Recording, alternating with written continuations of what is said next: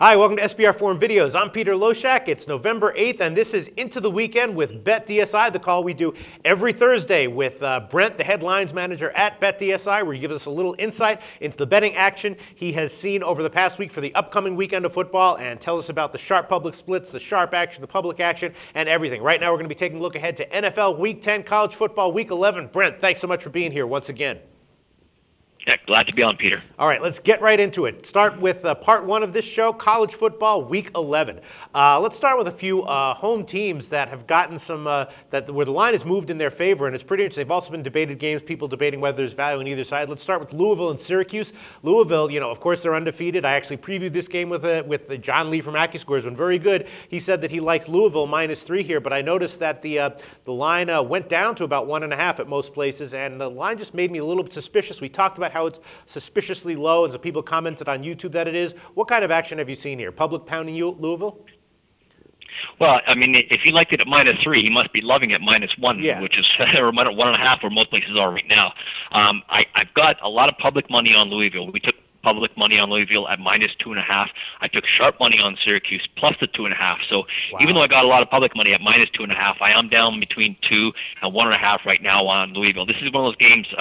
I respect your guys' opinion in terms of liking Louisville, but this is one of those games where we got a sharp public sharp split, and the sharps are on Syracuse. I took some really full limit bets on Louisville plus the 2.5, and we're gonna be needing them, and we're gonna be happy with that right now. Wow, have you gotten any sharp action in Louisville at all?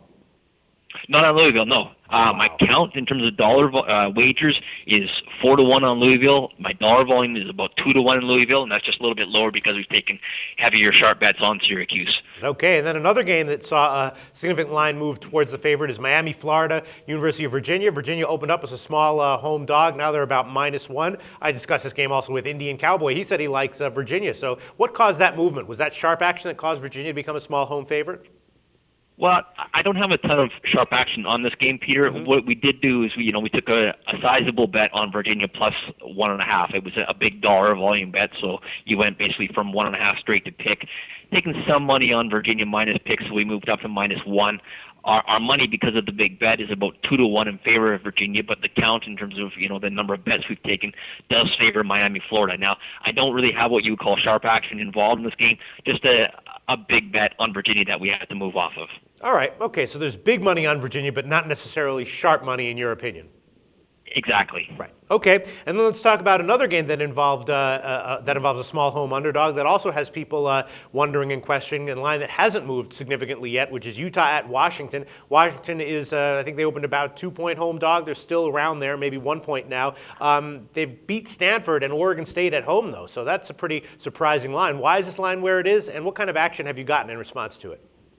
Yeah, this has been kind of a strange game, Peter. We've taken bigger bets in terms of the size of them on Utah, but we've taken more bets on Washington. There hasn't been a whole lot of sharp money on this one either. The money that we took on Washington has been plus 1.5 and +2, and the line opened Washington -2, so we took bets at first on Utah plus the 1 and plus the 2.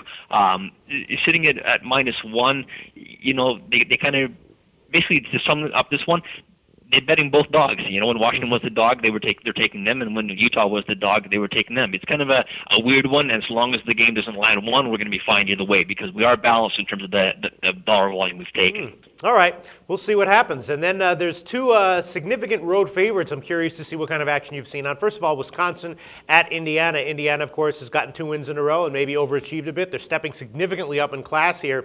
I could see this as being one of those games where the sharps come in on a big road favorite and maybe the public agrees. What kind of action have you seen on this game? Wisconsin at Indiana. Well, initially we took a full limit bet on Wisconsin minus the 6.5, which produced the move to -7. I think you probably see some 7.5s out there on Wisconsin. You might see that. The count is about 3-1 on Wisconsin. The dollar volume is about 3-1 on Wisconsin as well. Right now, I'm still sitting at 7, and I'm balanced at -7 and +7. So right now, we're okay. I mean, if the board goes to 7.5, we'll probably go with them. But again, it was just a limit bet at -6.5 that wasn't necessarily sharp, but because of the dollar volume, you have to move off it. And have you gotten any sharp action on the dog in response?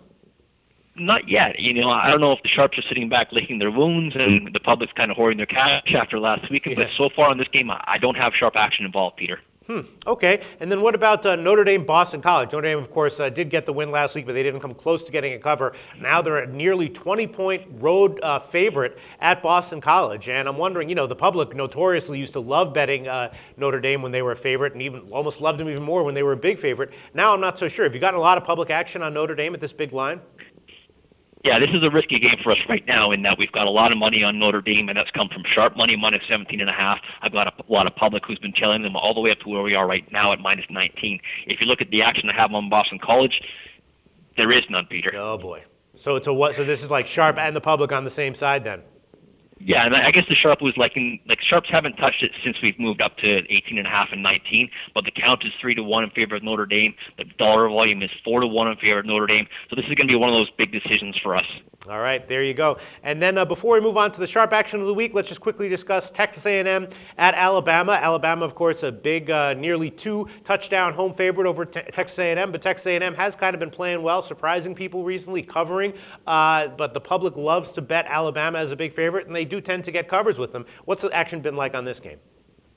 Well, this line opened up at minus 13 on Alabama. We took a sharp bet on Alabama, minus 13 right away. That produced a line move up to 14, some 14.5, and right away the sharps came back on Texas A&M plus the 14, plus the 14.5. So I've got sharp action at the numbers, depending on what the number was.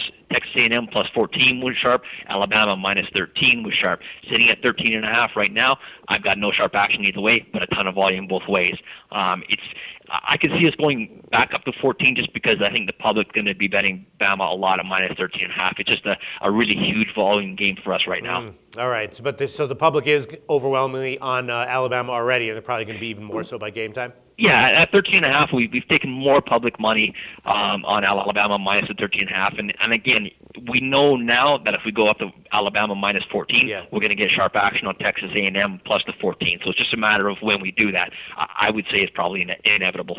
All right, great. Now give us a little bit, my favorite part of the show, give us a little bit of sharp action info here, Brent. Any sharp action on any sides and or totals that has caught your eye over the past week?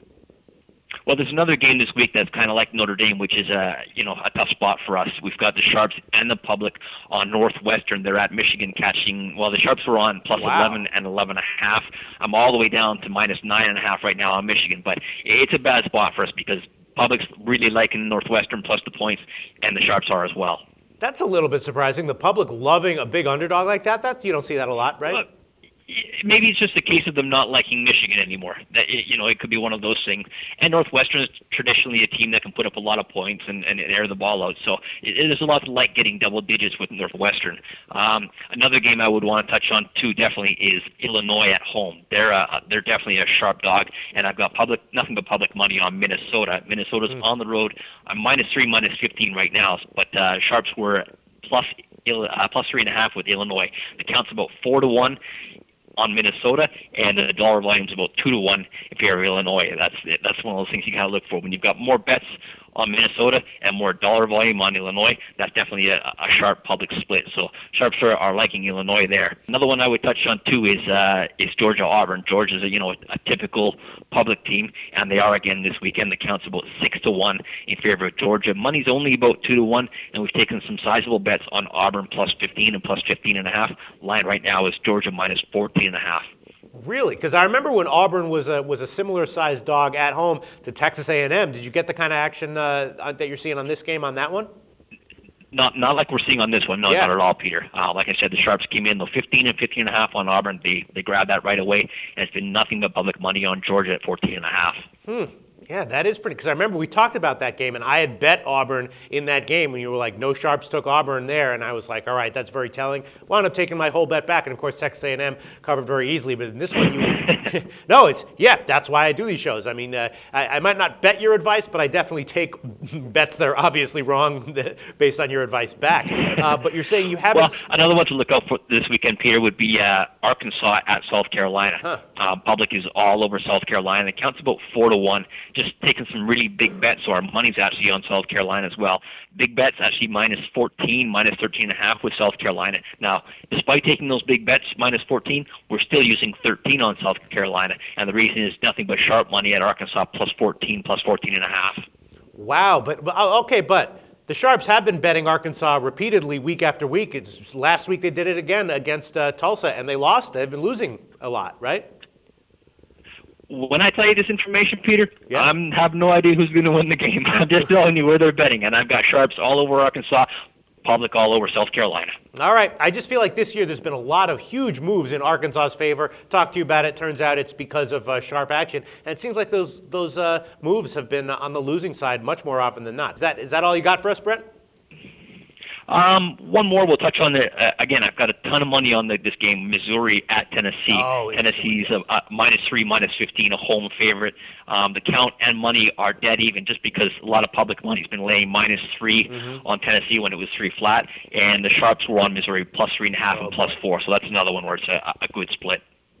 That's not good. I previewed that game with Steve from collegefootballwinning.com. I told him I love Tennessee. He told me that he loved Missouri. So I guess that means that backs him up as a sharp and me as a public bettor.